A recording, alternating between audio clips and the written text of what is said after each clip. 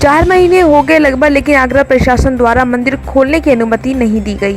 मनकामेश्वर मंदिर में कार्यरत एक महंत ने बताया कि सरकार द्वारा महंत के ऊपर किसी भी तरह का निर्णय नहीं लिया जा रहा कि वह किस तरीके से अपना पालन पोषण करेंगे। उन्होंने मीडिया से बात करते हुए बताया कि तमाम देश के जितने भी महंत और पुजारी हैं, उनको देखते हुए उन्होंने अपनी पीड़ा मीडिया को बताई। कहा कि सरकार को ये सोचना चाहिए कि जो व्यक्ति मंदिर के द्वारा अपने घर का पालन पोषण करता है, उस मंदिर को बंद हो जाएगा तो किस तरीके से वह अपने घर का पालन पोषण करेगा। की वजह से हम लोगों के धार्मिक स्थल बंद हैं और हम लोग 4 महीने से हम क्या हमारे समस्त देश के सभी ब्राह्मण परेशान हैं।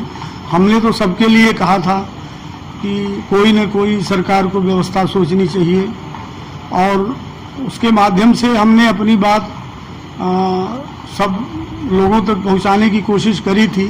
ऐसा कुछ नहीं था कि हम लोग भूखमरी के कंगार पर हैं, हमारे मंदिर के पुजारी भूखे मर रहे हैं। लोगों ने उसका गलत अर्थ निकाला, जो वो गलत है। लेकिन हमने पूरे देश के हर ब्राह्मण के जो घरों में पूजा करने जाते एक समुदाय जो है, आज 4 समुदाय हमारा, उस समुदाय के लिए हम लोगों ने इस प्रश्न को उठाया है। समुदाय के लिए हम इस प्रश्न को लेके गए हैं। चिंतनीय प्रश्न है कि भाई देश में देखिए, एक हिंदू समाज जो है, एक जो सनातन हिंदू परिवार है, हर परिवार में एक दुकान होती है, दुकान में भी देवालय होता है, हर घर में मंदिर होता है।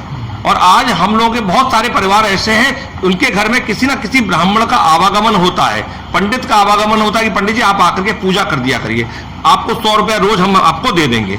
अब ऐसे समय में उनका लालन पालन के संदर्भ में क्या सोचा है, इसको कुछ लोगों ने गलत तरीके से ले लिया। अरे हमारे को जब बाबा हमारा पूरे शहर को पाल रहा है, ये नगरदेव मनकामेश्वर नाथ जी का स्थिति ये है कि यहाँ रावतपाड़े में किराने वाला है तो उसका लालन पालन भी बाबा मनकामेश्वर नाथ कर रहे हैं। गंज में अगर कोई दाल वाला है तो उसका लालन पालन भी बाबा मनकामेश्वर नाथ जी कर रहे हैं। छत्ता बाजार में अगर कोई तेल वाला है तो वो भी बाबा के दर्शन करके आकर के अपनी दुकान खोलता है। फुव्वारे में बैठा हुआ दवाई बाजार वाला है तो वो भी बाबा के दरबार में आता है। अपना हींग की मंडी में जूते वाला परिवार है, जूते वाला है तो भैया वो भी बाबा के दरबार से लालन पालन हो रहा है। अपना सराफा बाजार में चौबे जी के फाटक में सराफे वाले हैं तो उनका लालन पालन, कपड़ा बाजार रोशन मोहल्ला में समस्त। और यहाँ पे सिर्फ बाबा सिर्फ इनका ही लालन पालन, शहर का ही नहीं, इनसे व्यापार करने जो दूसरे शहरों के लोग भी आते हैं, जो दूसरे प्रदेशों के। देखिए आगरा एक बहुत बड़ा बाजार है, आगरा एक इतना बड़ा बाजार है कि आगरा बाजार में आपको भरतपुर का जो है व्यापारी, वो भी व्यापार करने के लिए कहां आता है, यहां शहर में आता है। और जब शहर में आता है, हिंदू है, तो सबसे पहले वो दर्शन करने बाबा मनकामेश्वर नाथ के लिए आता है। मुरैना मध्य प्रदेश पड़ता है, धौलपुर, वहां ग्वालियर तक का व्यापार जो है वो आगरा नगर से चलता है। आगरा इतना संपन्न हमारा शहर है, मगर आज दुर्भाग्य है कि इस संदर्भ में किसी की कोई चिंता नहीं है। हमको तो ऐसा प्रतीत होता है जनप्रतिनिधियों की भी कोई आवाज नहीं है। अभी एक समाचार आप लोगों के माध्यम से ही जानकारी में दर्शन हुआ था, हमको अवलोकन हुआ था एक चित्र का, कि प्रतिनिधि जो है वो कुर्सियों पर बैठा दिए गए हैं और जो जनता के सेवक हैं वो सोफे पे बैठे हुए सर्किट हाउस में। तो जब इनकी ना सुनी जा रही तो हमारी और कोई बड़ी बात नहीं है। मगर एक मेरा प्रश्न कहीं ना कहीं उठता है, अगर आज भाजपा विपक्ष में होती, यदि आज भाजपा विपक्ष में होती तो क्या मंदिर और देवालय बंद होते?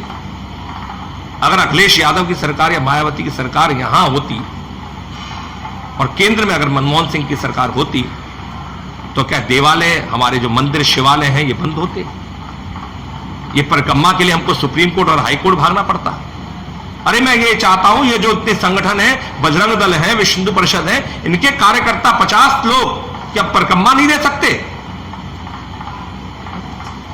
आप पूरा इस समय पूरा अगर आप देखेंगे तो अगर चोट अगर कहीं पड़ी है तो चोट भाजपा के सवर्ण वोट बैंक पे ही पड़ रही है सबसे ज्यादा। व्यापारी सबसे ज्यादा परेशान है। अब ले देख के ब्राह्मण भी इस काल में परेशान। देखिए हम लोग तो मठाधीश हैं, मठ की जिम्मेदारी, मगर हम लोग भी बहुत जो बड़े बड़े मठ हैं, जो कि सरकार द्वारा, जो बड़े बड़े ट्रस्टों द्वारा, जो बड़े बड़े जैसे कहा जाए सरकारी जो संस्थान है उनके द्वारा संचालित होते हैं, वहां पर तो कोई समस्या नहीं है।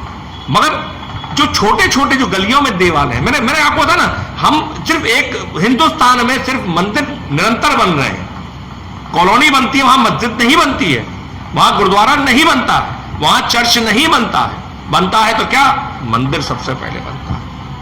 उस मंदिर की व्यवस्था को देखने वाला, अगर आप ये चाहते हैं उसकी पूजा अर्चना व्यक्ति कर रहा है, तो उसकी आजीविका का भी कम से कम क्षेत्रीय लोग तो कर ही रहे हैं, मगर साथ साथ सरकार का भी थोड़ा दायित्व तो बनता है कि उसकी देखरेख करें। यही प्रश्न रख करके पंडित जी ने उस बात को कहा था। उस पर देखिए, आप अच्छे हैं तो बोले, उसमें बहुत सारे अब पंडित जी हमारे व्यथित हैं कि लोग उस बात का गलत अर्थ समझ गए। नहीं, बाबा की बहुत कृपा है और लोगों का भरपूर सहयोग है, कोई कमी नहीं, मगर एक झंझोड़ना जिसे कहते हैं, जैसे आप लोग भी हमारे सामने माइक ला करके कभी कभी हमको झंझोड़ते हैं कि आप कुछ बोलिए, आप चौथा स्तंभ पे, आप लोगों की जिम्मेदारी है, आप लोग हिला देते हैं, बड़ी बड़ी सरकार आंदोलन हो जाते हैं आपके एक आवाज पे। तो ऐसे ही पंडित जी ने एक माध्यम रखा था हमारे तिवारी जी ने कि कम से कम थोड़ा सा सरकार हिले, थोड़े जो सोए हुए लोग हैं वो थोड़ा जागरूक हो, थोड़ा सा आए।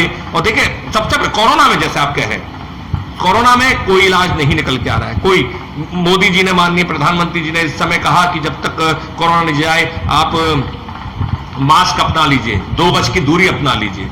ठीक है, मैं सहमत हूं इस बात से, मगर आप साथ साथ ये भी कह रहे हैं कि सकारात्मक रहें। सकारात्मक आप किस तरीके से रहेंगे? हर भारतीय की जब शुरुआत होती है तो सबसे पहले वो सुबह सुबह उठ करके दोनों हाथों को जोड़ करके कराग्रे हस्ते लक्ष्मी कर मध्य अपनी हथेलियों को देखता है।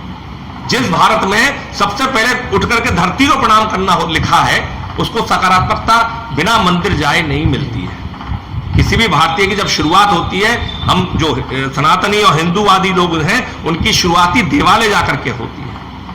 आज कहीं ना कहीं लोगों को बड़ा शोभ है। आप ये मत सोचिए आदमी शांत है।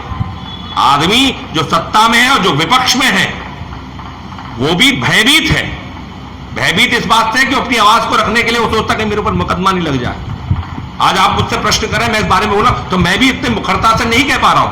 और मैं आपको एक बात और बताऊं कि ये जो प्रशासनिक अधिकारी जो इस तरीके का निर्णय लग रहे हैं, वो भी कहीं ना कहीं जानते हैं, क्योंकि उनको भी लगता है कहीं ना कहीं कि कहीं हम पाप के भागी ना बन रहे हो। लोगों की परिवार उनके भी हैं, आम इंसान वो भी है, मगर कोई इस बात पे उचित निर्णय लेने की स्थिति में नहीं है कि हमको ये निर्णय लेना है कि मंदिर खोलना है कि नहीं खोलना। देवालय सकारात्मकता हमको सबसे, इस इलाज में यही कहा गया, काढ़ा पीजिए, कोई दवाई थोड़ी ना निकली है। तो ये सकारात्मक हम कैसे रहेंगे? सकारात्मक इसी तरीके से रहेंगे कि हम अपने देव के दर्शन करते हैं, हमको सकारात्मकता। तो यही सब कई सारी बातें हैं।